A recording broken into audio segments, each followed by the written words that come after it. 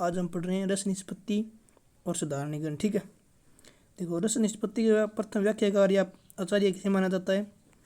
राजशेखर तो मानते नंदी के स्वर को, जिसका क्या परिणाम या उल्लेख है नहीं। ठीक है, और इनका परिणाम या उल्लेख है, इसलिए भरत को नाट्यशास्त्र के आधार पर माना जाता है प्रथम व्याख्याकार। ठीक है, इन्होंने क्या है, छठे सातवें अध्याय में सिद्धांत दिया था रस का। ठीक है, जिसे निर्मितिवाद या सिद्धवाद भी कहते हैं। ठीक है, और इसके छठे अध्याय में दिया था सूत्र। सूत्र क्या था? विभाव है, अनुभाव है, व्यभिचार, संयोगाद, रस निष्पत्ति। ठीक है, और इनमें फिर विवाद का विषय क्या बन गया? ये देखो, रस की जो है वो प्राप्ति अनुभूति किसे होती है, ये था विवाद का विषय। ठीक है, विवाद का विषय। और जैसे संयोग किसका होता है? जैसे स्थायी भाव का होता है, विभाव का किसका होता है? और रस निष्पत्ति किस स्थिति में होती है, यानी स्थिति क्या होती है? त्रिपुटी, यानी इसके अभाव में रस निष्पत्ति होती है। जाता ज्ञान और ये ना होगा ना, तभी मतलब क्या है, रस की निष्पत्ति होती है इतना। ठीक है, अब देखो इस सूत्र के प्रथम व्याख्याकार कौन है? लोलेट। और सर्वाधिक प्रमाणिक अभिनवगुप्त। ठीक है, इतना याद रखना है बस, और अपन पढ़ लेंगे। अब देखो इसकी मान्यताएं क्या क्या है। विमूल पाठ में, अनुकार्य में, या आदर्श या आधार में कौन मानते हैं? में मानते हैं लोलट या शंकुक। ठीक है, अभिनय पात्र नाटक, अभिनय पात्र नट नटी नायक नायिका में मानते हैं इनका वही है नहीं स्पेशल। अब देखो सूर्य सामाजिक में मानने वाले कौन कौन है? सूर्य सामाजिक दर्शक श्रोता या पाठक मानते हैं। सर्वप्रथम तो की थी माना था भट्टनायक ने। ठीक है, और भट्टनायक ने, और फिर अभिनवगुप्त भी यही मानते हैं। और अभिनवगुप्त के जो शिष्य हैं मम्मट, ये क्या है, सूर्य के मन में मानते हैं। ठीक है, ये सूर्य के मन में मानते हैं, इतना याद रखना है बस। ठीक है, अब देखो एक और तन्मन्यता, तन्मन्यता में कौन मानते हैं? अभिनव भट्ट मानते हैं, इतना याद रखना है बस। ठीक है, अब देखते हैं सूत्र की व्याख्या कर, ये इंपॉर्टेंट है, बस याद रखना है अपने को। देखो ये 9वीं सदी में है। देखो ऐसे याद रखना है, लोसनंग है, लोसनंग मन सब ऐसे, ठीक है, याद रखनी है। यानी भट्ट लोलट, शंकुक, भट्टनायक, अभिनवगुप्त, लोसन अंग मन सब। ठीक है, इनका दर्शन यह था मीमांसा दर्शन, न्याय दर्शन, सांख्य दर्शन, वेदांत दर्शन या शैव दर्शन। ठीक है, अब देखो सर्वप्रथम इन्होंने दिया था लोलट ने। इन्होंने किया स्थायी भाव। देखो योग किन का होता है, संयोग किन किन का होता है, ये तो चर्चा का विषय था। विषयों किन किन का होता है? एक तो होता है स्थायी भाव। स्थायी भाव में मतलब यह आ जाएगा। ठीक है, यह तो आएगा इनके अंत में, यह याद रखना है। और विभाव यानी कारण, कारण का मतलब क्या है? ठीक है, अब देखो स्थायी विभाव में क्या है, विभाव क्या है, उत्पाद्य और उत्पादक, तीन तीन किए इन्होंने तीन किए। और अनुभाव का प्रतीत्य, प्रतीतक या गम्य गमक। ठीक है, इतना याद रखना है। और संचारी का पोष्य या पोषक। ठीक है, ये तीन संबंध बता दिए इन्होंने। अब देखो सूर्य देह में रस पैदा कैसे होता है?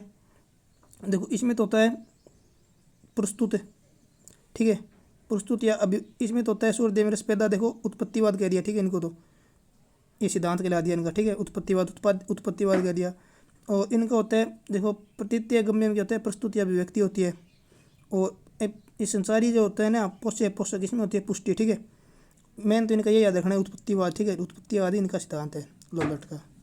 और उसके बाद है फिर शंकु का। शंकु का क्या है, अनुमाप्य अनुमापक, ये मानते हैं संयोग अनुमाप्य अनुमापक का। और निष्पत्ति होती है अनुमति की, निष्पत्ति या इसका सिद्धांत या वाद क्या है, अनुमितिवाद कहलाता है। ठीक है, और भट्टनायक का क्या है, बोध्य बोधक संबंध है। ठीक है, संयोग का। और भुक्ति की निष्पत्ति होती है, भुक्तिवाद इनका सिद्धांत कहलाता है। ठीक है, और अभिनवगुप्त की व्यंग्य है, प्रकाश है, व्यंग्य व्यंजक मानते हैं। और इनकी निष्पत्ति होती है व्यक्ति या सिद्धांत अभिव्यक्तिवाद कहलाते हैं, याद रखना है। ठीक है, अब देखो बल कौन किस किस पे देता है, इनमें अंतर पढ़ेंगे अपन। देखो अब पढ़ रहे अपन लोलट है, और ये देखो लोलट में जो सूर्य सामाजिक के उपेक्षक थे दोनों, ये तो अपन पहले ही पढ़ चुके हैं, क्योंकि ये किस में मानते हैं मूल पाठ या अनुकार्य में मानते हैं। ठीक है, सूर्य सामाजिक के उपेक्षक हैं दोनों, ये याद रखना है। और बल किस पे देते हैं? लोलट देते हैं वस्तु पर की स्थिति पे, शंकु को देते हैं व्यक्ति पर की स्थिति पे, याद रखना है, बल देते हैं। अब देखो इन उत्पत्ति स्थायी भाव की विभाव से मानते हैं, इनमें विशेष हैं। प्रतीत क्या है कि रस वास्तव में मूल पात्र में होता है। ठीक है, लेकिन नट नटी कौशल के कारण उसमें प्रतीत होता है। ठीक है, और इसे ये आरोप या अनुकार्य कहते हैं। और इसी प्रतीति के कारण नट नटी कौशल प्रतीति के कारण इन पे रस का आरोप कर लेते हैं, इतना याद रखना है बस। ठीक है, इतना याद रखना है। अब देखो इनमें क्या है, शंकु वाला क्या है, शंकु क्या अनुमितिवाद है, इनका उत्पत्तिवाद है लोलट का। उन्मितिवाद, उन्मिति का आधार क्या है, इनका आधार है गौतम का न्यायशास्त्र, जिनमें क्या 3 प्रमाण बताए गए हैं। देखो एक तो होता है प्रत्यक्ष प्रमाण, एक होता है शब्द प्रमाण, एक होता है अनुमान प्रमाण। अब अनुमान प्रमाण के आधार है इनका आधार है गौतम के न्यायशास्त्र का अनुमान प्रमाण। ठीक है, इतना याद रखना है, इनका आधार है। इन्होंने 3 बताए फिर। एक तो पूर्ववर्त अनुमान जिसे विभाव कहते हैं, एक शेषवर्त जिसे अनुभाव कहते हैं, और एक होता है सामान्य दृष्ट जिसे कहते हैं संसारी भाव। ठीक है, ये 3 प्रकार के अनुमान बताए। और प्रतीति बताइए, देखो 4 प्रकार की। मम्मट ने भी 4 प्रकार की व्याख्या की। फिर देखो एक तो सम्यक प्रतीति, एक संशय प्रतीति, एक सदर्श प्रतीति, एक मिथ्या प्रतीति। और इन्होंने खुद जो बताई ना मिथ्यावाद में खुद की है इनकी, एक स्वयं की है, वो है चित्र तुरंग या काव्य कला का सिद्धांत, जैसे घोड़े वाली वो बताई इन्होंने, ठीक है, तय रखना है। तो अब हम पढ़ रहे हैं भट्टनायक की और अभिनव गुप्त, जो कि सूर्य सामाजिक में रस की निष्पत्ति मानते हैं, ठीक है। अब देखो पहले इनको पढ़ते हैं भरत क्या कहते हैं। भरत का देखो, भरत का पढ़ देते हैं कुछ। भरत का संबंध कौन सा है, संयोग कौन सा है, अस्वाद्य अस्वादक में मानते हैं, ठीक है। और रस का स्थान इन्होंने रंगमंच को मानना है, रस की तुलना इन्होंने भोजन यानी पाक रस से की है, ठीक है। अब देखो इनकी मान्यता क्या क्या है भरत की मान्यता क्या है, रस को क्या मानते हैं, अस्वाद्य मानते हैं, अस्वाद नहीं मानते, ठीक है। अनुभूति का विषय है, अनुभूति नहीं है, ठीक है। विषयगत है, विषयगत नहीं है, ये का अंतर है बस, विषयगत नहीं है। वस्तुगत है, आत्मगत नहीं है, ठीक है। ये तो है भरत की मान्यताएं। अब देखो जो ये विषयगत और आत्मगत नहीं मानते ना, इनके समर्थक है दोनों के दोनों, कौन से, भट्टनायक और अभिनव गुप्त। और भट्टनायक तो सर्वप्रथम सूर्य सामाजिक की धारणा इन्होंने दी थी। रसनुभूति में सामाजिक सूर्य सर्वप्रथम इन्होंने स्थापना की थी और तात्विक व्याख्या की थी। क्या कहा था, सत्वगुण का उद्रेक और जो तमो गुण का तिरुभाव होने से रस की निष्पत्ति होती है, ठीक है। इसके समर्थक है ये अभिनव गुप्त, ठीक है, याद रखना है। अब देखो क्या पढ़ते हैं अपने, ये देखो ये हम पढ़ चुके हैं। देखो रस को विषयगत आत्मगत मानते हैं, जो कि भरत नहीं मानते, याद रखना है, भरत नहीं मानते हैं और ये दोनों मानते हैं। और इनमें सर्वप्रथम ये मानते हैं भट्टनायक। और रस को क्या ब्रह्मानंद समान मानना है, यानी ब्रह्मानंद सहोदर है, ब्रह्मानंद नहीं है, ठीक है, इतना याद रखना है। इन्होंने 3 व्यापार की कल्पना की थी भट्टनायक ने, 3 व्यापार की। एक तो अभिधा व्यापार जिसे शब्द अर्थ ग्रहण होता है, एक होता है भावत्व व्यापार, ये क्या है, साधारणीकरण यानी भाविती की स्थिति है, ठीक है, यानी ये तो होता है साधारणीकरण की स्थिति, ठीक है। और ये होता है भोजकत्व व्यापार, इसमें क्या होता है, साधारणीकरण के बाद जो रस निष्पत्ति होती है वो होती है भोजकत्व में, ठीक है।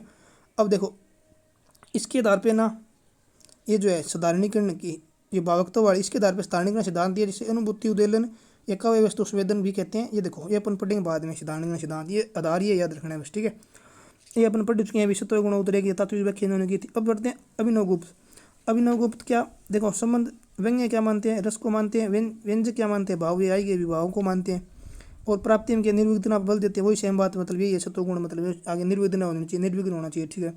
अब देखो अभिनव गुप्त क्या कहते हैं, स्थायी भाव जो होता है ना वो तो होता है लौकिक, और जो रस होता है ना, रस वो होता है अलौकिक, यानी कलादन होता है या अलौकिक अनुभूति होती है, ठीक है। और व्यंजना का विभावन या व्यापार मानते हैं रस को, ठीक है। रस क्या है, व्यंजना का विभावन या व्यापार मानते हैं, ठीक है। देखो अब पढ़ते हैं रस का साधारणीकरण। ये जो है ना भट्टनायक ने जो कल्पना की थी ना 3 व्यापारों की काव्य, इसमें भावकत्व में जो व्यापार था ना, ये भावकत्व में साधारणीकरण कहते हैं, ठीक है। इसे अनुभूति उद्वेलन या काव्य वस्तु संवेदन कहते हैं। यही क्या है, रस इनके सिद्धांत की उपलब्धि यही है साधारणीकरण, ठीक है। अब देखो साधारणीकरण में होता क्या है, साधारणीकरण देखो क्या होता है, इसमें व्यक्तिगत धर्म का लोप इन असाधारण से साधारण कर देना, विशेष से निर्विशेष या सामान्य बता देना, या कवि या पाठ्य की चित्तवृत्तियों को एक ले एक तान हो जाना, यानी ममत्व या परत्व की जो द्वंद्व है उसको खत्म कर देना, क्या साधारणीकरण। इतना समझ में आ गया ना, सामान्य सी बात है। अब देखो इसकी उत्पत्ति के कारण क्या होते हैं, ये देखो याद रखना है, ट्रिक्स ये है। पुई अतुषा, पुई यानी पूर्व ज्ञान, ई यानी इंद्रिय से निकर्ष, इंद्रिय निकटता, एन मानी अनुभूति, तू माने तुलना, सा माने सामान्यकरण, पुई अतुषा, ठीक है, याद रखना। अब देखो विवाद का विषय क्या माने थे, ये माने विवाद का विषय मतलब किसका होता है, साधारणीकरण, ये तो विवाद का विषय था। और इनके विचार को मत है ना, ये पढ़ने अपने को। अब देखो संस्कृत के कुछ आचार्य पढ़ेंगे, फिर हिंदी के पढ़ेंगे, उसके बाद फिर पढ़ेंगे, ऐसे पढ़ेंगे क्रम से। संस्कृत में भट्टनायक क्या कहते हैं, ये कहते हैं विवाहवादी का होता है, साधारणीकरण किसका होता है, विवाहवादी का, ठीक है। विश्वनाथ क्या कहते हैं, यही कहते हैं विवाहवादी का और अपने प्राय से मुक्ति। अभिनव गुप्त क्या कहते हैं, विवाहवादी का विशेष तो नष्ट कर देना, ठीक है। दो सूत्र पे मानते हैं अभिनव गुप्त, ये मानते हैं कि व्यंजना व्यापार की कल्पना की इन्होंने 2 सूत्र पे। विवाहवादी का पहली बात तो नष्ट कर देना, और सामाजिक व्यक्ति के बंधन का नष्ट कर देना। सामाजिक जो व्यक्ति के बंधन होते हैं ना, सामाजिक जो सूर्य होते हैं, व्यक्ति के बंधन का नष्ट हो जाना, ठीक है। कल्पना का दोष का दर्शन मानते हैं जगन्नाथ के भी, क्या है, साधारणीकरण कल्पना का दोष है, ठीक है, मानते हैं। अब हिंदी में रामचंद्र शुक्ल क्या मानते हैं, ये मानते हैं अलंबन धर्म का, ये इंपॉर्टेंट है, अलंबन धर्म का मानते हैं, यानी काव्य का विषय सदैव विशेष होता है, सामान्य नहीं, ठीक है। और व्यक्ति का पेशक होता है, जाति का नहीं, इतना मानते हैं, ठीक है। और कवि की अनुभूति मानते हैं डॉक्टर नगेंद्र श्याम सुंदर दास मानते हैं सुहृदय की चित्त में। और फिर ये केपी मिश्र, केशव प्रसाद मिश्र मानते हैं सुहृदय की चेतना में, और इन्होंने मधुमती योग भूमिका से इसका संबंध जोड़ा है, ठीक है। और नंद दुलारी वाजपेयी मानते हैं कवि कल्पित विचार में, ठीक है।